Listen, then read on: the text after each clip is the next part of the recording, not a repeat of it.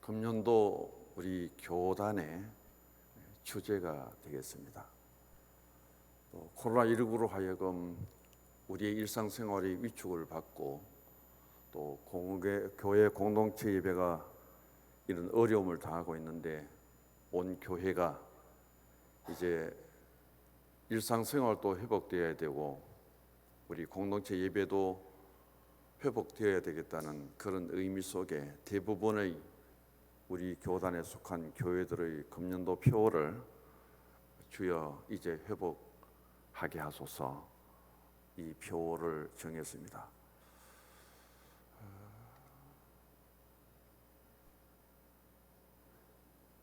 이스라엘 유다의 백성들이 바벨론의 포로로 끌려갔습니다. 70년의 포로 생활을 마치고 저들이 유대 나라와 예루살렘으로 귀환을 하게 되는데, 그 귀환의 속도도 느렸을 뿐 아니라 한 번에 다 귀환되지 못합니다. 1차 귀환의 지도자는 스룹바벨이고요. 이 스룹바벨이 데리고 온 1차 귀환자들은 예루살렘 성전을 재건하면서 그들이 돌아온 땅에 정착하는 모습들을 보여줍니다. 그리고 시간적으로는 약 80년의 차이가 나는데, 2차 포로 귀환이 지도자는 에스라예요. 이 에스라가 2차 지도자로 포로 백성들을 데리고 귀환을 해서, 그는 1차 스룹바벨을 통해서 귀환한 유대 민족들이 잃었던 나라와 잃었던 신앙을 찾고 회복했다면 그들이 참 거룩한 삶을 살고 하나님의 뜻을 따라 살아가야 될 텐데, 그들의 생활이 한마디로 엉망입니다. 종교 지도자들이 더 앞장서서 이방 여인들과 혼인을 하고 가정을 이루면서 이 생활 자체의 거룩함을 완전히 파괴하고 무너져 버렸습니다. 그래서 에스라가 2차 귀환을 하고 돌아와서 그가 한 일은 바로 영적인 종교 개혁입니다. 그걸 통해서 다시금 이스라엘의 영적이고 신앙적인 부흥을 일으키는 그 역사를 7장에서 10장 에스라에서 말씀하고 있고, 바로 1장에서 6장까지는 포로에서 귀환된 1차 스룹바벨을 중심으로 어떻게 유대 땅의 성전이 다시금 재건되는가 하는 것을 보여줍니다. 그래서 오늘 에스라 10장 2절과 그 다음 12절, 11절을 통해서 총의 주제를 정하는데, 10장 표제를 보면은 같이 읽어봅니다. 이방 아내와 그 소생을 내쫓기로 하다. 10장 11절을 같이 읽어봅니다. 이제 너희 조상들의 하나님 앞에서 죄를 자복하고 그의 뜻대로 행하여 그 지방 사람들과 이방 여인을 끊어버리라 하니. 그 다음 넘어갑니다. 10장 18절 표제를 읽어봅니다. 이방 여자와 결혼한 남자들. 그래서 18절에서부터 43절까지 쭉 내려가면은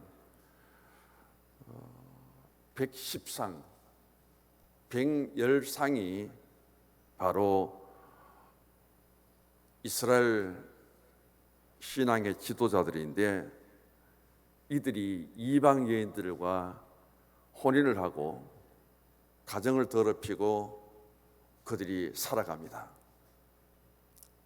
그래서 에스라가 와서 종교 지도자들부터 시작해서 110상을 이방 여인들과 더불어 살고 있고 자녀까지 낳은 이 가정에 전부 이혼을 시켜버립니다.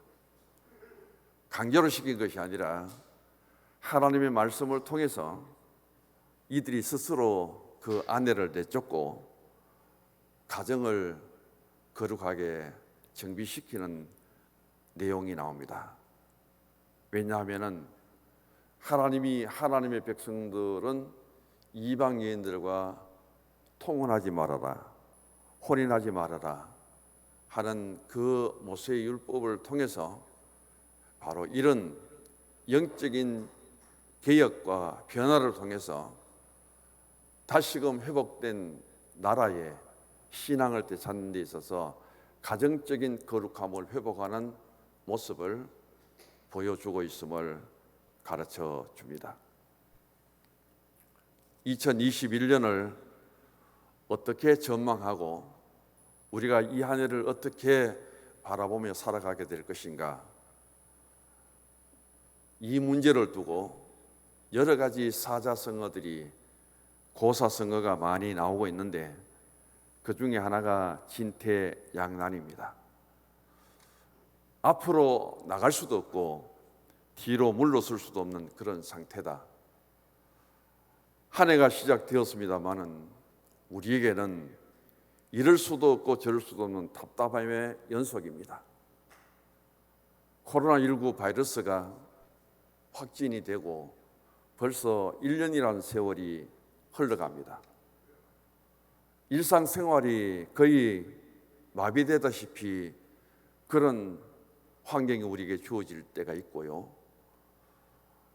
궁금한 것 중에 하나는 예배를 드리는 우리가 이렇게 정면만 보고 앉았는데, 거리를 두고 앉았는데도 불구하고 우리의 입에는 전부 마스크가 씌워져 있습니다. 이 마스크 언제쯤 벗을 수 있을까요?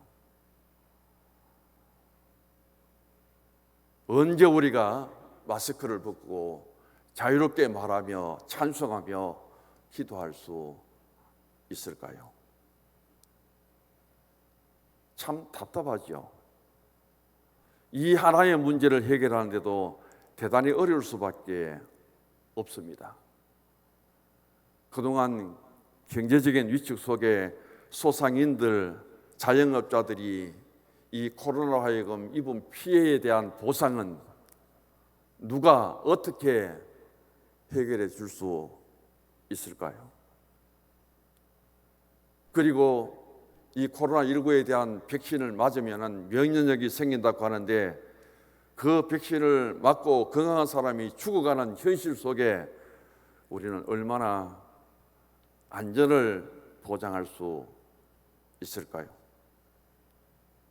우리나라도 백신이 들어온다고 하는데 어느 나라, 어느 회사 것을 내 마음대로 선정하고 그것에 대해서 내가 선택할 수 있는 권리가 없어요. 정부에서 병원에 지침이 내려와서 예방주사를 놓는 대로 우리는 저항 없이 맞든지 맞지 않든지 그럴 수밖에 없습니다. 이 주사를 맞는다고 해서 면역력이 생기고 코로나19를 완전히 이길 수 있느냐? 그것도 아니잖아요. 한 번을 맞아서 되는 것이 아니라 또 두 번을 맞아야 됩니다. 이 백신을 맞는 데 있어서 1인당 주사비도 굉장히 비싸거든요.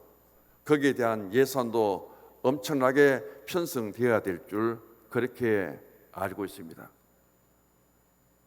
이렇게 힘들고 답답한 현실을 우리가 적응하며 살아가야 되는데 우리가 이런 환경 속에서 어떻게 해야 될까? 모든 것을 하나님께 맡기고 주의하고 달려가기도 그렇고 사회라는 것이 있고 정부의 행정이라는 통제를 통해서 우리 교회에 나아가기를 막아버립니다.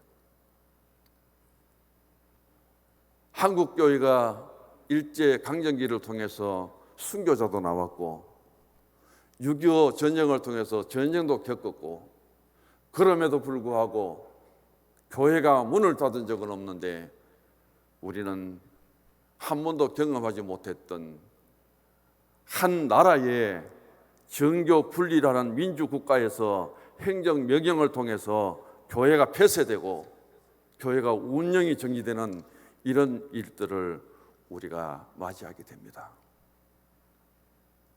어떤 면에 있어서는 교회 공동체 예배가 무너지도록 우리 스스로가 무너진 것이 아니라 행정적으로 무너지도록 만들어버립니다.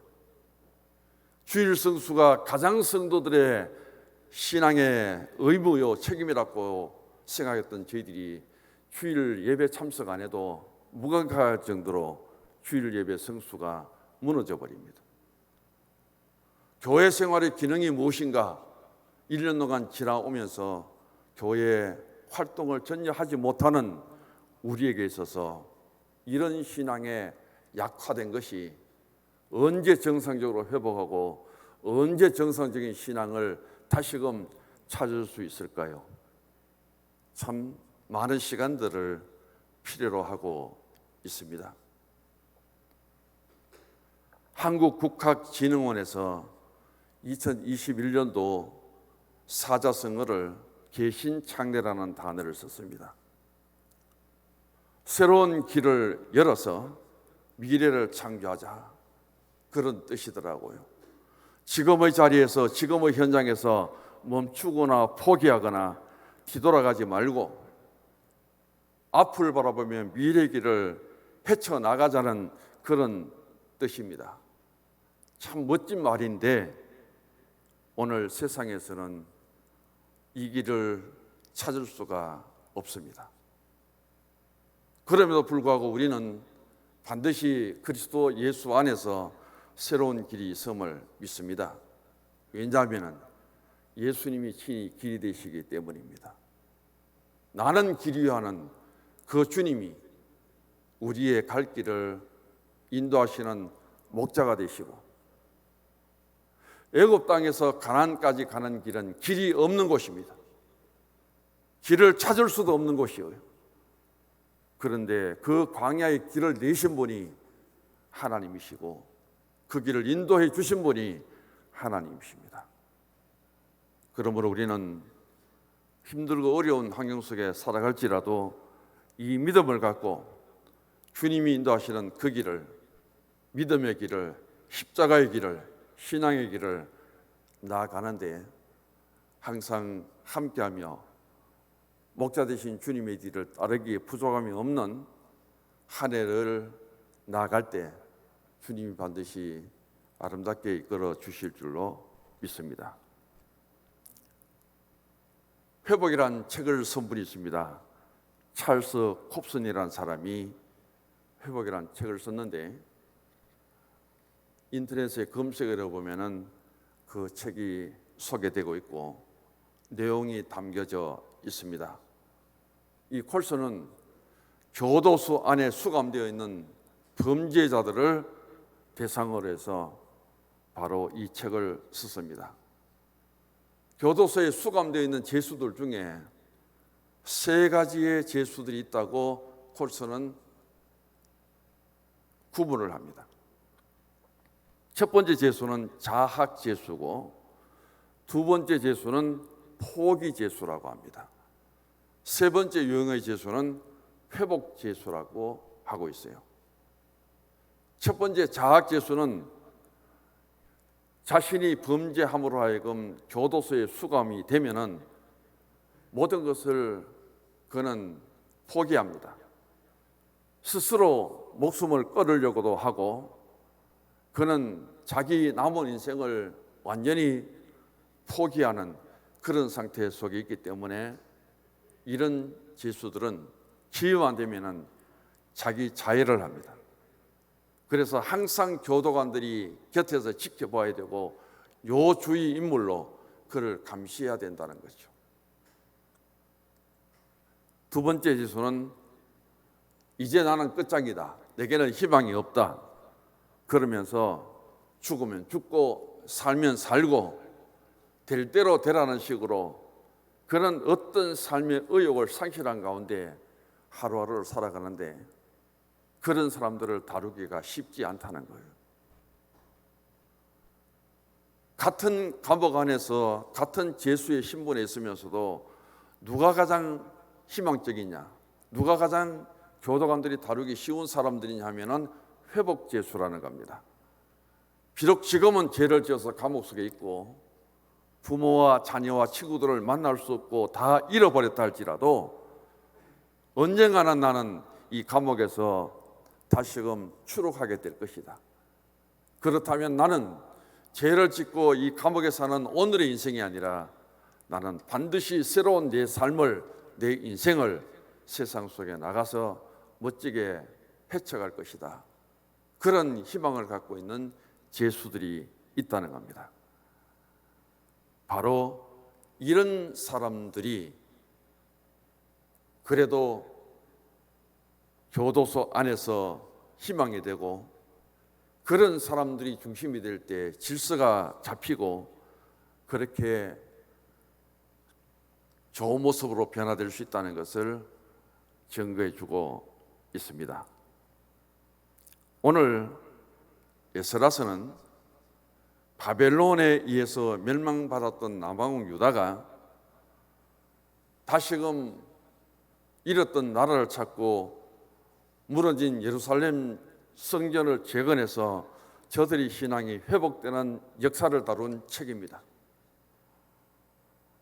70년 바로 바벨론 포로 생활이 끝나고 유다로 돌아오는 기한에 있어서 1차 지도자는 스룹바벨이고요, 2차 지도자는 에스라입니다. 3차 지도자는 느헤미야예요. 한 번에 돌아오지 않고 그들이 돌아와서 그 돌아온 포로 귀환 받은 백성들이 무엇을 했느냐는 것이 점차적으로 기록되고 있습니다. 에스라는 10장으로 되어 있고요, 1장에서부터 6장까지는 고레스 칙령을 통해서 스룹바벨을 따라 1차로 기여하는 유다 백성들이 성전을 재건하는 모습들을 다루고 있습니다. 성전을 재건하고 그들이 하나님 앞에 잃었던 신앙을 찾아서 다시금 신앙이 형식적으로 이루어졌다 할지라도 더 중요한 것은 하나님의 말씀을 준행하는 것과 구별되고 거룩한 신앙의 삶이 있어야 되는데 이들은 육신적이고 영적으로 거룩한 이 신앙을 완전히 무너져 버렸습니다. 이것을 다시금 회복하기 위해서 에스라는 종교개혁을 일으킬 수밖에 없고 그 결과 침체되고 무너졌던 신앙이 다시금 회복되고 부흥되는 그 기록들을 에스라서를 통해서 보여주고 있습니다. 에스라서 1장에서 6장까지는 스룹바벨을 통해서 1차 기환자들이 예루살렘에 돌아오고 유다에 돌아와서 한 일이기 때문에 그것을 생략하고 넘어가서 7장부터 보실 수 있기를 원합니다. 에스라가 이 말씀을 기록하면서 어떻게 우리에게 그들에게 주어진 신앙을 하나님이 도와주셨는가, 포로 생활에서 어떻게 하나님이 도와주시고 인도해 주셨는가, 유대 백성들이 바벨론에서 자신들이 독립하고 자력적으로 힘을 얻어서 바벨론으로부터 해방된 것이 아니라 전적으로 하나님의 도우심이 있었기 때문에 이들에게는 해방을 맞이하고 포로 귀환을 이룰 수 있었다는 것을 먼저 전제합니다. 에스라서 7장으로 가보시기 바랍니다. 7장 9절을 같이 읽습니다. 첫째 달 초하루에 바벨론에서 길을 떠났고 하나님의 선한 손의 도우심을 입어 다섯째 달 초하루에 예루살렘에 이르니라. 하나님의 선한 손의 도우심을 통해서 바벨론 포로에서 해방되었다는 것을 전제합니다. 7장 28절 보시면은 중간에 내 하나님 여호와의 손이 내 위에 있으므로, 하나님의 손이 역시 바벨론 포로에서 도우셨다는 것을 증거하고 있고요. 8장으로 가서 8장 18절에 보시면은 우리 하나님의 선한 손의 도우심을 잊고 그들이 돌아오게 되었다. 그 다음에 8장 31절입니다. 우리 하나님의 손이 우리를 도우사 대적과 길에 매복한 자의 손에서 건지셨다. 그래서 유다 백성과 이 민족들이 바벨론에서 포로 귀환할 수 있었던 전적인 것은 바로 하나님의 도우심입니다. 그것을 에스라가 굉장히 강조하고 있습니다. 이스라엘 백성들이 포로 생활 70년을 마치고 조국으로 귀환했는데 그때에 그들은 돌아와서 어떻게 살았을까요? 그 삶의 모습을 담고 있는 것이 바로 에스라입니다. 에스라가 많은 사람들을 만나보니 그들은 백성들, 제사장들, 레위인들이 이방 여인을 아내로 삼아서 특별히 방백들과 두목들이 더 앞장서서 이런 가정생활을 이루고 있었음을 보여줍니다. 그러면 이런 유대 백성들의 이방과의 통혼을 통해서 거룩함을 무너뜨리고 하나님의 뜻을 거역한 이 일에 바벨론 70년 포로 생활에서 돌아온 에스라, 스룹바벨을 통해서 1차 귀환자들이 정착하면서 살아가는 삶의 현장을 80여 년 뒤에 에스라가 두 번째 귀환자를 데리고 돌아와 보니 먼저 돌아온 지도자들의 신앙생활, 그들의 가정생활이 한마디로 범죄 집단이고 형편없다는 것을 알게 된 에스라가 이 상태로 두어서는 안 되겠다 하고 그들에게 종교개혁을 일으킵니다. 에스라는 누구였는가? 7장 5절로 가서 다시 읽어봅니다. 아수비아의 13대 손이요, 비느하스의 14대 손이요, 엘라살의 15대 손이요, 대제사장 아론의 16대 손이라.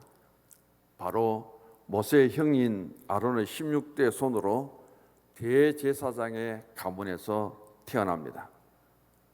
7장 6절의 말씀 보면은 에스라는 하나님의 율법에 익숙한 학자였고 그는 율법을 연구하는 학자일 뿐 아니라 그 율법을 준행하고 율례와 규례를 이스라엘 백성들에게 가르치는 학자 겸 대제사장이다.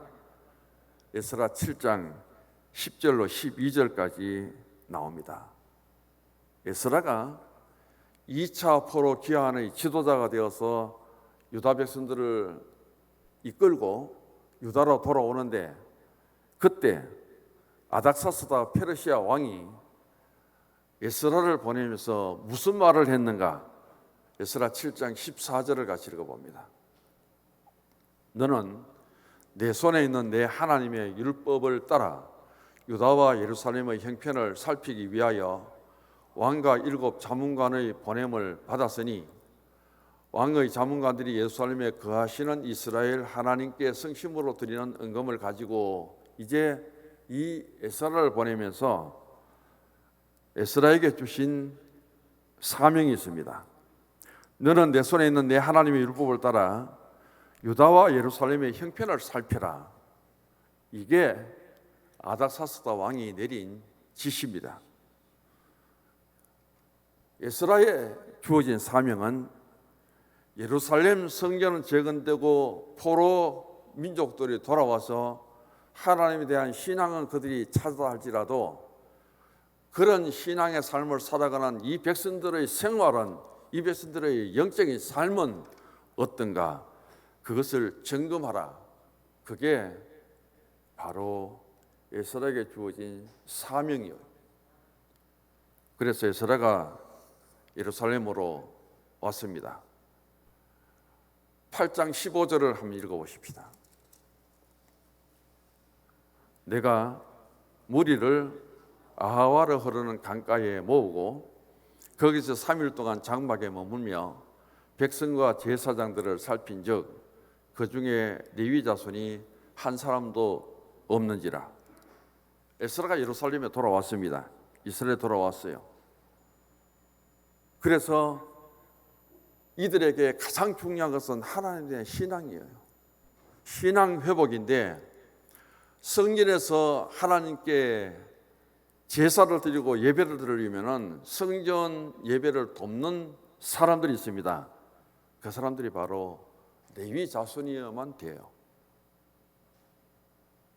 그런데 에스라가 돌아보니까 벌써 스룹바벨을 통해서 80년 전에 1차 포로 귀환 자가 이루어졌고 성전 예배가 회복되었다고 했는데, 가보니까 제사장이 성전 예배를 드리고 제사를 드리는 데서 도와야 될 레위인들이 한 사람도 없습니다. 그게 8장 15절의 말씀이에요. 어떻게 성전을 섬기고 돕는 레위인이 없이 정상적인 예배가 드려질 수 있느냐는 거예요. 8장 16절을 읽어봅니다. 이에 모든 족장 곧 엘리에셀과 아레엘과 스미야와 엘라단과 야립과 엘라단과 나단과 스가랴와 무사람을 부르고 또 명철한 사람 요아립과 엘라단을 불러 성전 예배를 도울 수 있는 레위인들이 하나도 없어서 가장 먼저 이 에스라는 성전 예배를 도울 수 있는 레위인을 찾는 것이 급선무였습니다. 그래서 도우시는 하나님의 선한 손의 도우심을 통해서 수십 명의 레위인을 찾습니다. 그래서 비로소 하나님 앞에 레위인들이 돕는 거룩한 성전 제사를 드릴 수 있었음을 보여주고 있습니다. 9장에 가서 1절과 2절을 보시면은 이스라엘 백성과 제사장과 레위 사람들이 이방 사람들과 떠나지 않고 그들의 가정한 일입니다. 이방 여자들을 아내와 며느리로 삼고 거룩한 자손이 그 지방 사람과 섞여서 살아가는 모습을 보여줍니다. 레위인이 없이 지금까지 이루어진 성전 예배가 얼마나 형식적이었을까? 하나님께 그들이 예배를 드리고 돌아와서는 이방 여인들과 이방 며느리들과 이방 첩들과 함께 그들의 생활이 한마디로 신앙적인 거룩한 삶이 아니라 이방인들의 가정한 것, 그 가정한 게 뭘까요? 이방인들의 풍습, 우상 숭배 그대로 그들이 따라가고 있었을 거예요.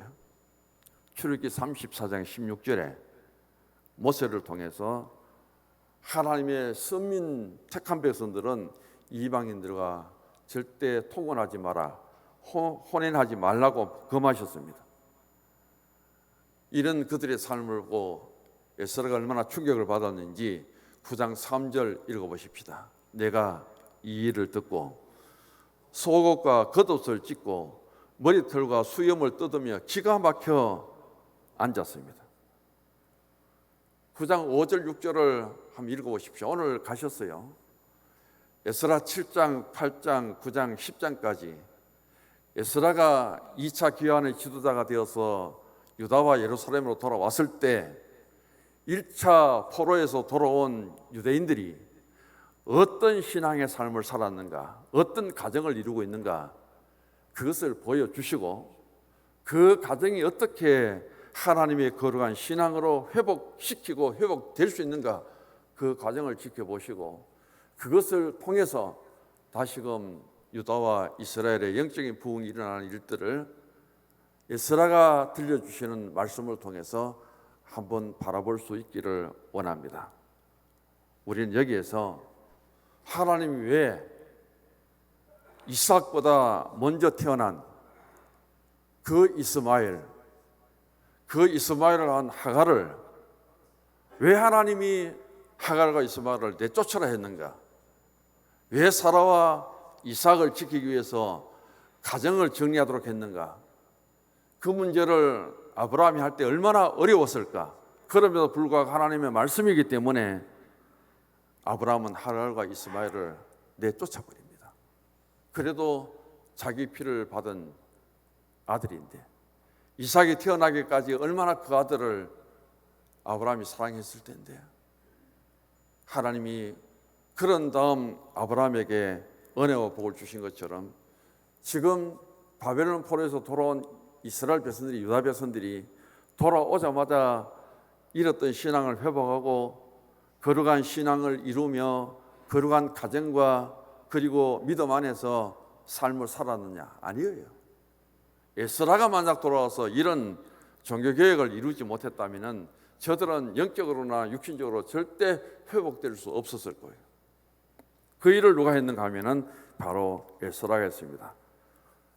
그래서 진정한 회복이 이루어지려면은 세 가지를 잘 이루어야 되는데, 오늘 주보 첫 번째 보시면은 죄를 자복하고 회개할 때 회복이 있음을 보여줍니다. 오늘 10장 1절을 보면은 에스라가 하나님 성전 앞에 엎드려서 울면서 죄를 자복합니다. 돌아온 지도자가 하나님 앞에, 하나님의 성전 앞에 이런 형식적인 예배, 제사, 그리고 가정의 이방 여인을 통해서 통원하고 엉망이 된 가정한 일들을 이루며 살아가는 이들 앞에 에스라가 먼저 무릎을 꿇고 회개하며 하나님께 기도합니다. 그럴 때 오늘 1절에 보면은 이스라엘 백성 중에 백성의 남녀, 어린 아이까지 그 앞에 모입니다. 누군가가 진정한 신앙의 통회 자복을 통해서 회개 기도를 드릴 때 공동체가 함께 할 수 있다는 것을 보여주죠.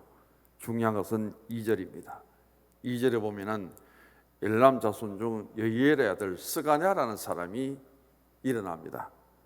그리고 이 사람이 이렇게 에스라에게 고백을 합니다. 이방 여자를 취하여 아내를 삼았는데 이게 우리가 하나님께 가장 큰 죄 중에 큰 범죄입니다. 그런데 이제 이 회개를 통해서 이 문제가 해결될 것을 바라보며 그는 소망이 있다고 말합니다. 바로 이 스가랴의 말처럼 이들에게는 지금까지 예루살렘에 돌아오고 유다에 돌아와서 그들의 지은 죄를 온 공동체가 비로소 회개하게 됩니다.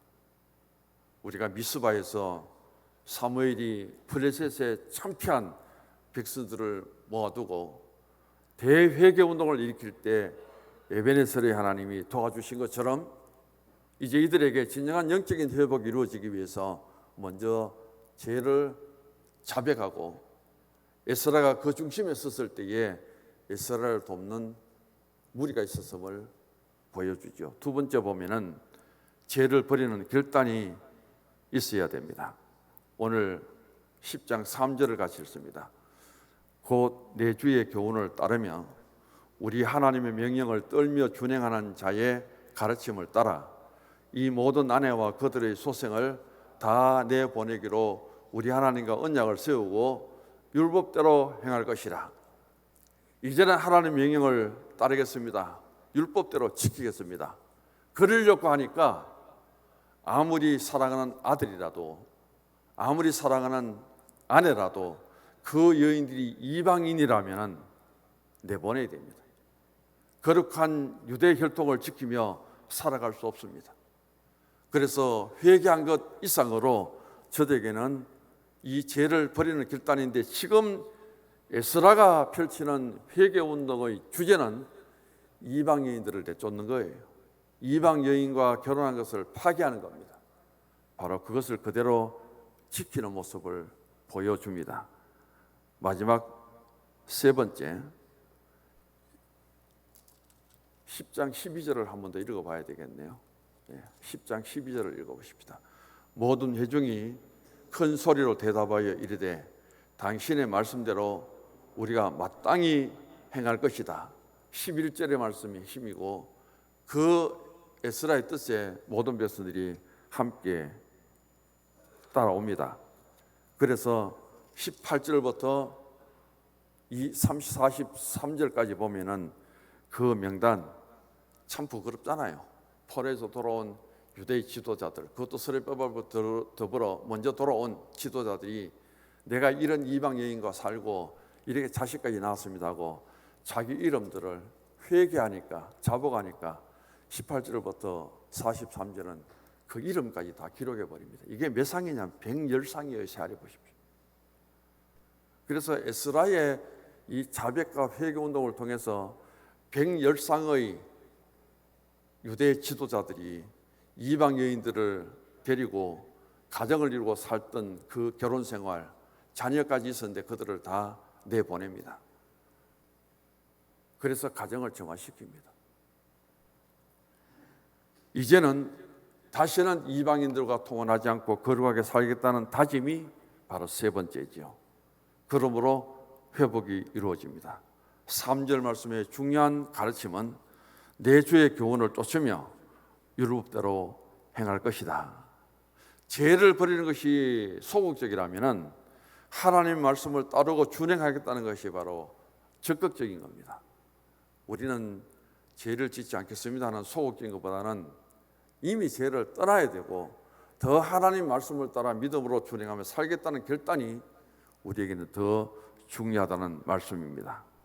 그래서 거룩하게 살겠다는 결단이 오늘 뭐냐면은 하나님 말씀을 묵상하는 것과 기도하는 것과 말씀을 실천하는 것과 거룩한 하나님의 성품을 닮아가는 것이다.